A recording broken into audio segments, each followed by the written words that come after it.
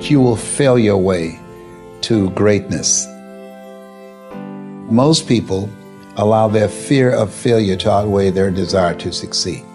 When you're willing to fail again and again and again, when you make up your mind to become unstoppable, when you make up your mind to become a no matter what person, then that will then give birth to a part of yourself that you don't know right now.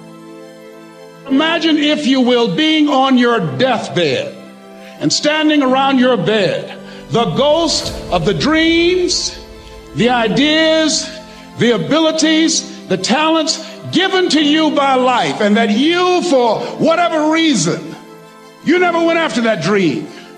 You never acted on those ideas. You never used those talents. You never used those gifts. And there they are standing around your bed looking at you with large angry eyes saying, "We came to you, and only you could have given us life. And now we must die with you forever." See, most people stop short of their dreams and park and get off the highway of life because of the rejections of life. You will always be rejected. It's no big deal. Jack Canfield said rejection is a myth. It's not like when somebody says no and then they slap you. No, it's just, to me, make no your vitamin.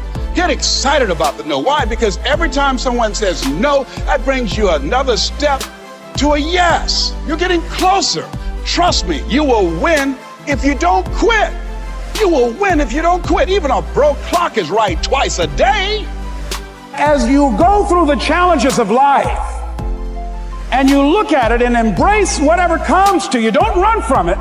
Step toward it. Don't try and duck it like most people do. See, most people want it easy. See, easy come, easy what? Easy go.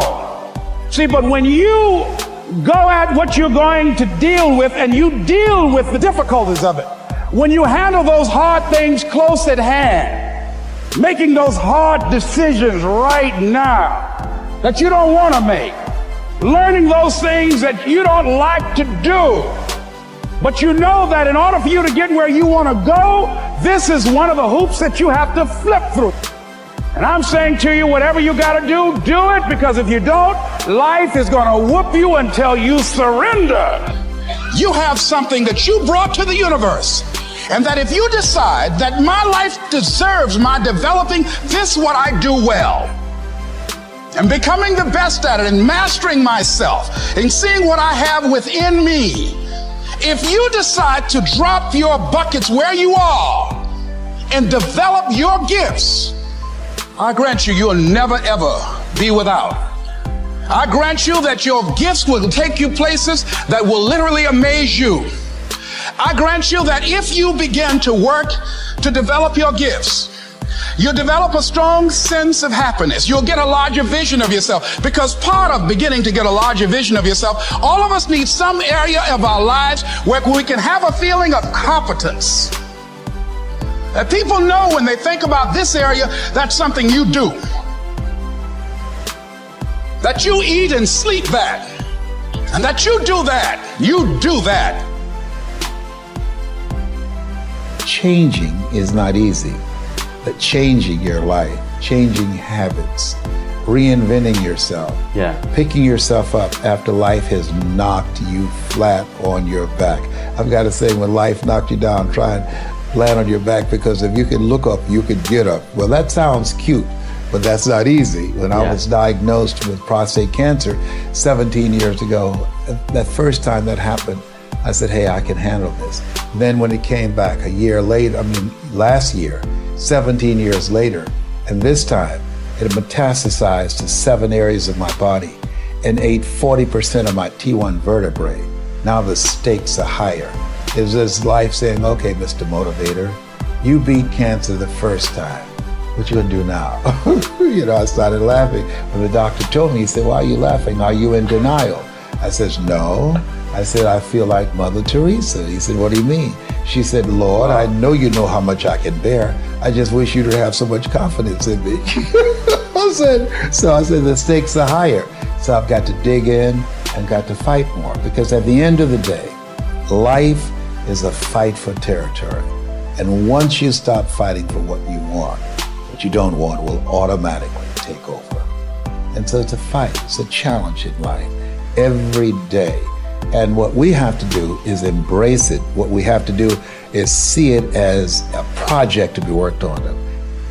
In life, you will always be faced with a series of God-ordained opportunities, brilliantly disguised as problems and challenges.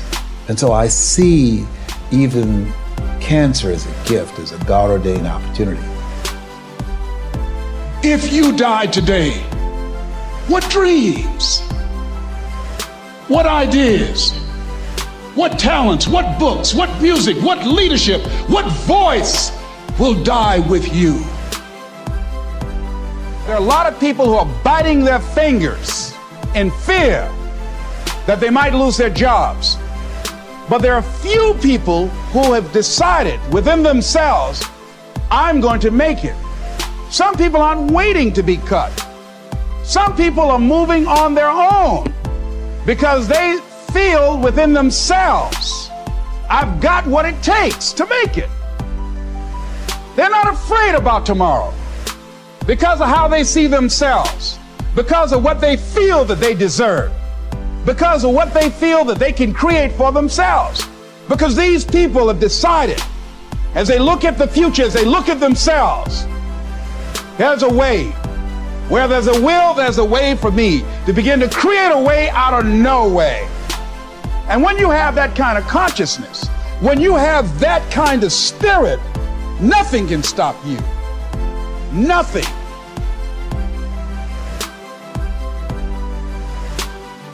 There's no secret to success. There's a system to success. And no matter what organization you become a part of, the system works if you work it. If you don't work it, it won't work. But it works if you work it.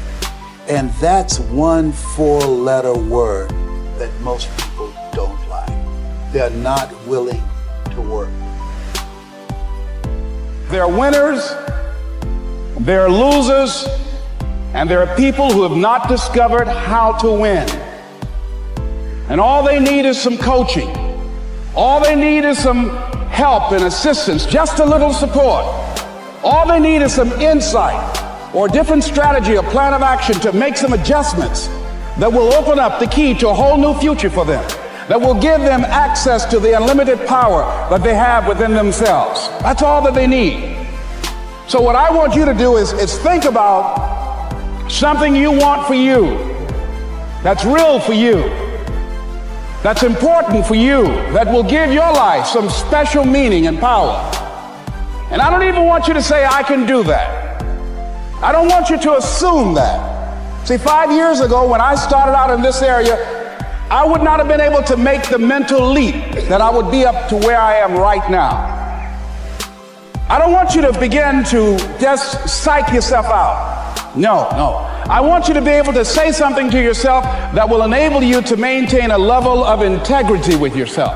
That when you say this, even when you face tremendous setbacks, it will be a benchmark to keep you in the game, to keep you moving forward and experimenting and readjusting your strategy and your plan of action, continuously looking for ways to win.